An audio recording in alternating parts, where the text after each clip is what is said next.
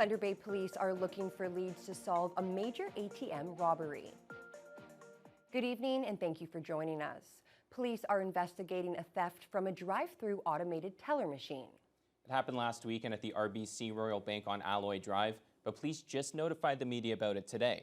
So far, no arrests have been made, and police are now asking for help from the public. Officers were called to the area Sunday morning, where they found the damaged ATM. City police have not disclosed how much cash was stolen, but it is believed to be a large amount. The break-and-enter robbery unit is involved in the ongoing investigation. Police are asking members of the public for any dash cam video from the area between 10 o'clock Saturday night and 2 o'clock Sunday morning. Anyone who noticed suspicious activity at that RBC is also asked to contact police. Ontario's Associate Minister of Mental Health and Addictions was in Thunder Bay today, announcing a $2.7 million investment. The funds will be used to create a new mobile response team to address the mental health crisis and prevent unnecessary emergency department visits. A new initiative the province says will help Superior North EMS address the serious mental health challenges facing this area. Paramedic-led crisis response team here in Thunder Bay. I think this is a good... Ontario's Associate Minister of Mental Health and Addictions, Michael Tobolo, made the $2.7 million announcement. That's going towards the new Superior North Specialized Treatment and Alternative Responders Team, also known as STAR. This STAR will involve paramedicine and mental health crisis workers who will provide mental health and addiction supports. The team will be experts in de-escalation, violence reduction, and can transport individuals to treatment facilities. It was not created by bureaucrats at Queen's Park. Where it was created was right here in Thunder Bay. The minister swore the team would be trained to address the issues through a northern lens, calling this area's mental health challenges unique.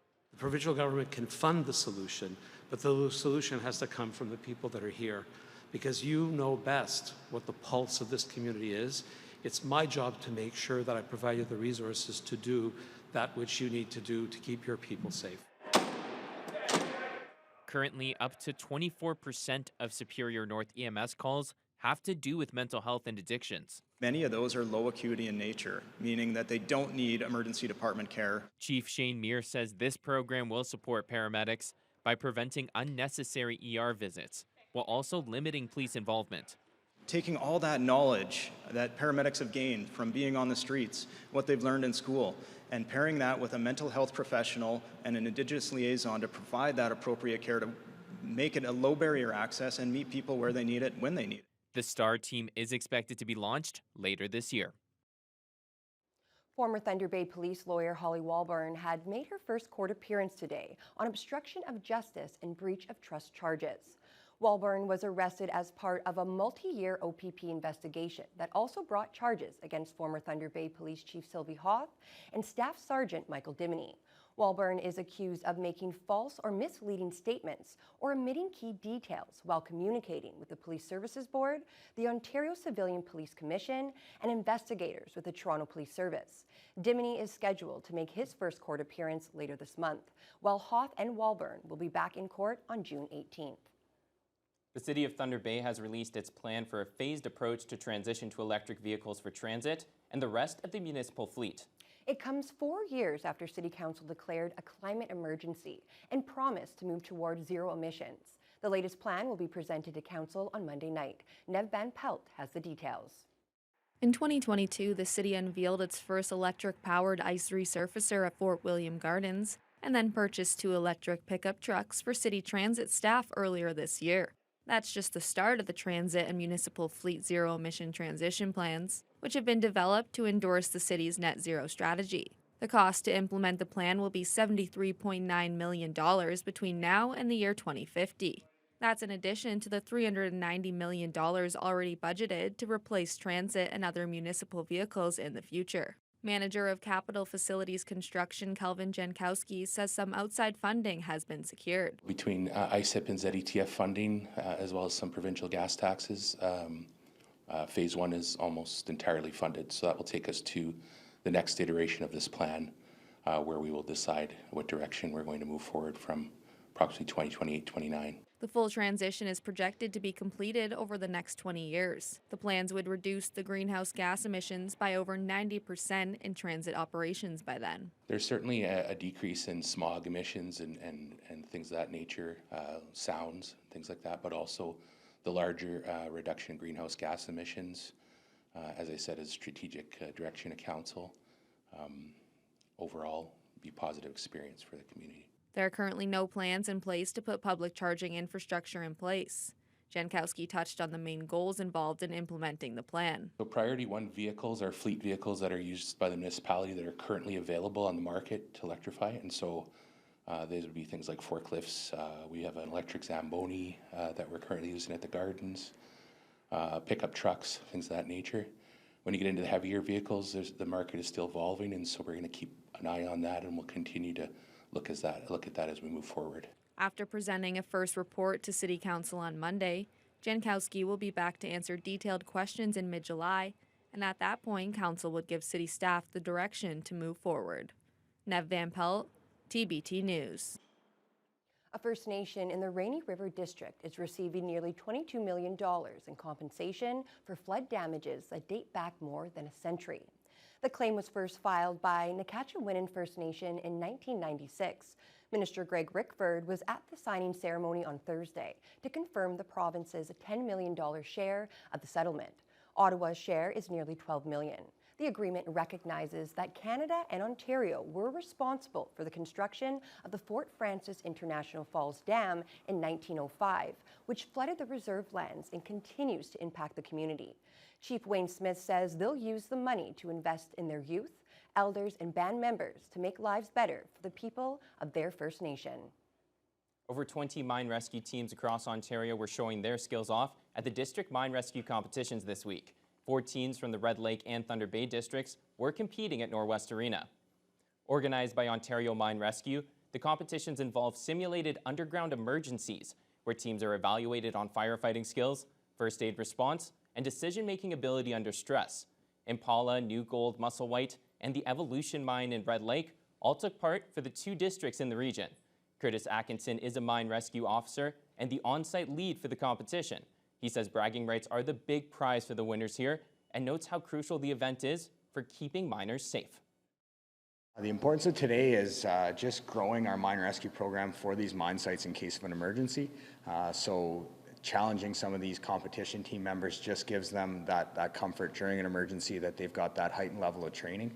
And it really tests the teams to make sure that in case that ever does come, they can respond to a problem and they've been tested right to the limit. It makes me feel more prepared for when those situations come up, and it'll take away the initial nervousness of, oh, like there's something that's wrong here and now I need to deal with it, because you've signed up and now you have to deal with it. So all in all, it's just beneficial for every mine to submit a team into this competition, and it's a learning experience.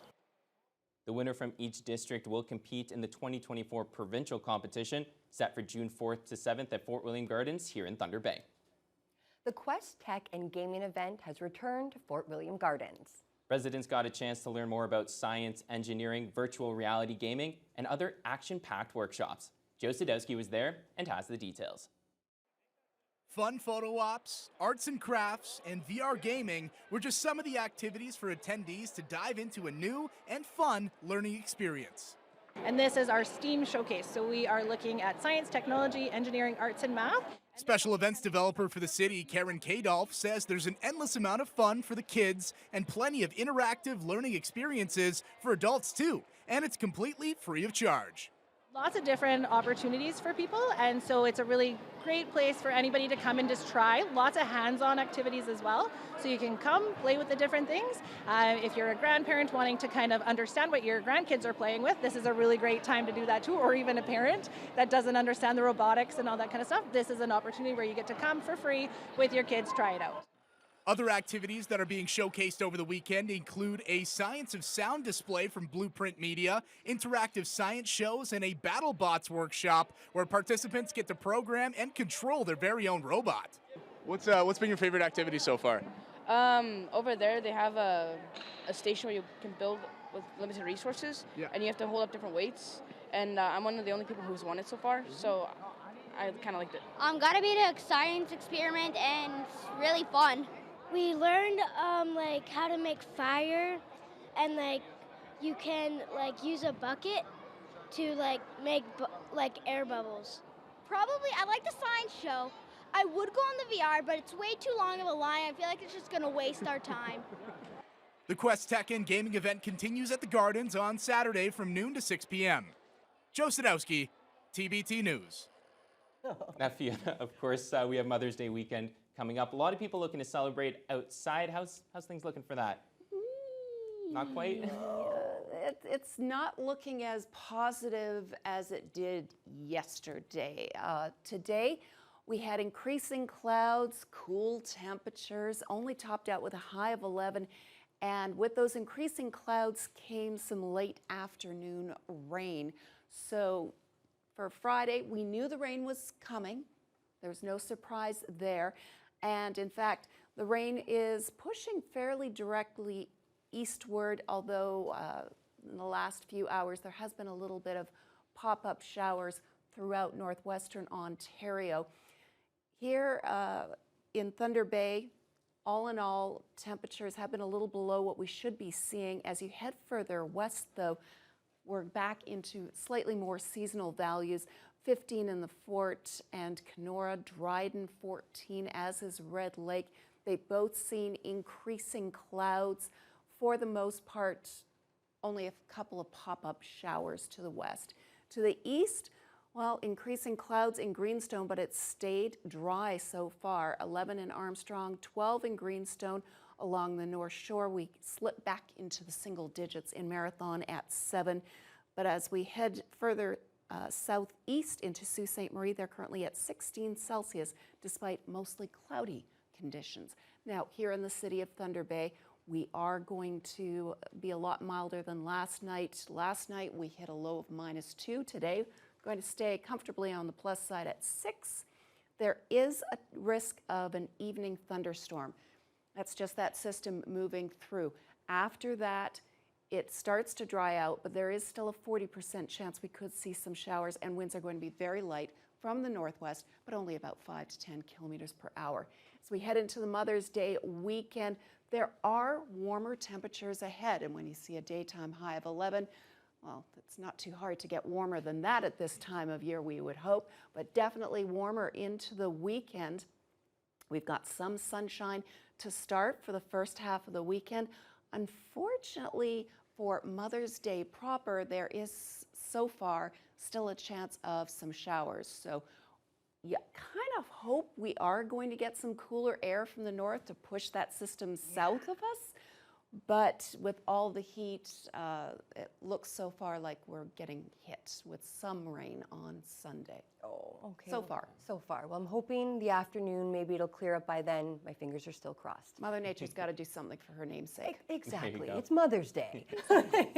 Thank you so much, Fiona. Well, when we come back, Stats Canada unveiled some unexpected numbers showing a stronger Canadian economy than some of us may have thought. We'll have those details for you as your Friday News Hour continues. When Canada's population is growing like it is now, it takes a ton of jobs for just the job market to keep pace.